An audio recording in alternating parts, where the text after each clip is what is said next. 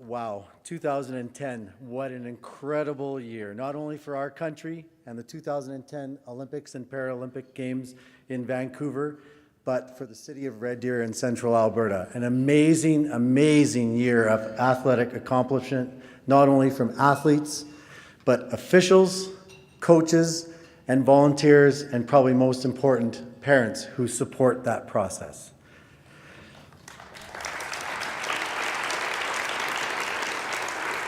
Ladies and gentlemen, honored guests, gracious sponsors, past lifetime winners, coaches, officials, volunteers, and the most important element of our city's fabric, our athletes.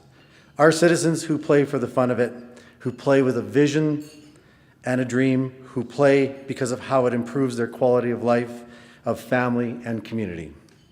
Sport is a medium that can help build communities and create harmony. Sport brings people together. It brings them together from all backgrounds, from all walks of life, and from all ages. The 2010 Vancouver Olympic Games was not only about winning medals, it was about Canada and Canadians. Truly, it was about Canadians feeling that the Games belonged to them, that it was not about a few of us, but about all of us. A nation filled with pride and our patriot hearts swelling more each day and every day of the Games. Our awards theme this year is Freedom to Move, Spirit to Achieve. It was chosen to remind us about the importance of physical literacy in everyone's life, about the need for us to come full circle where life was full of activity and healthy choices, the need for children to learn the importance of fundamental movements every day in everything they did. Organized sport and family recreation was the most important thing that they could do, not only together, but with friends, with family, with school, and with community.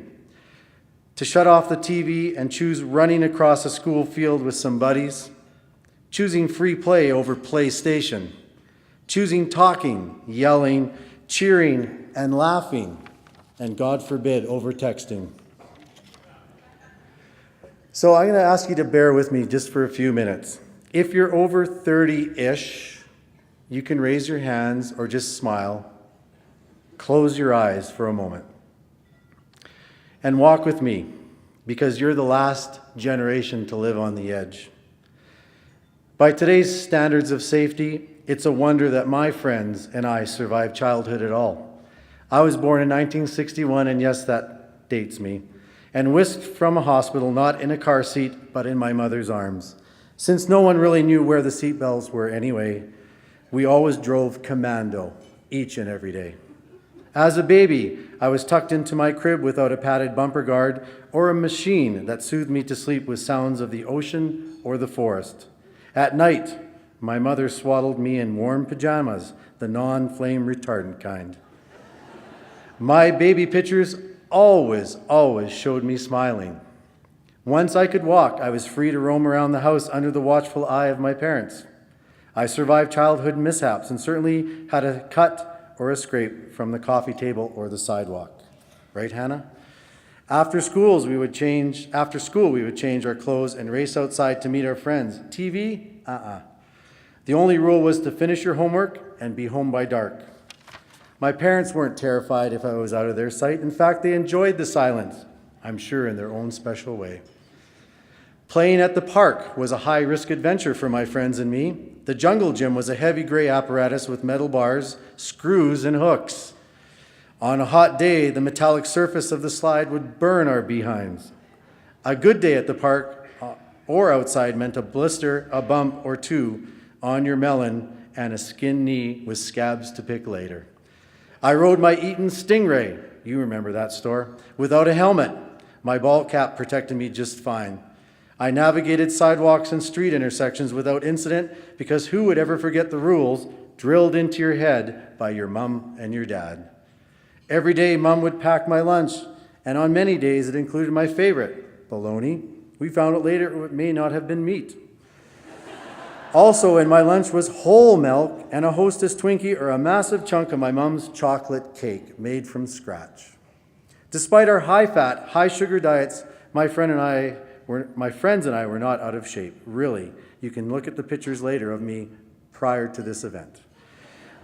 Maybe this was because we worked so hard outside, or even more probable, how hard we worked in phys ed class. Every day, phys ed.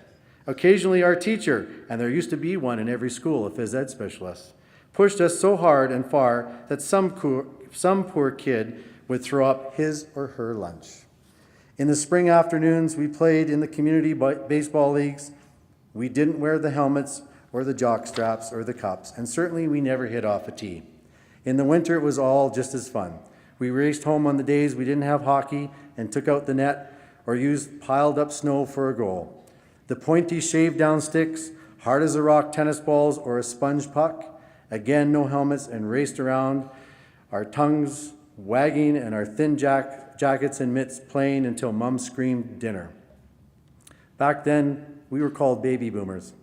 We may not have weathered the storm in Normandy and may not have weathered the Depression, but we were the last generation to live on the edge, and I believe to have fun doing it. Last February, Melissa Hollingsworth, with tears streaming down her face, apologized to a nation for failing to win a gold. There was no shame in her finish. To be even at the Olympics and that close to medal is an achievement in itself. She is proud of where she comes from and inspired a nation and hopefully other young boys and girls to dream the impossible in whatever you do. Let's stop moving the sidelines. Let's open the doors to the gyms and the arenas. Let's get the kids and the families back into the parks.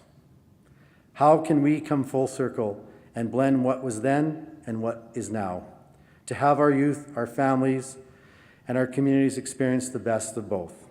Tonight, we challenge all of you to do what Melissa feels is her role as an athlete. Be there as a coach, a volunteer, a participant, or an athlete. Be there to inspire and create emotion.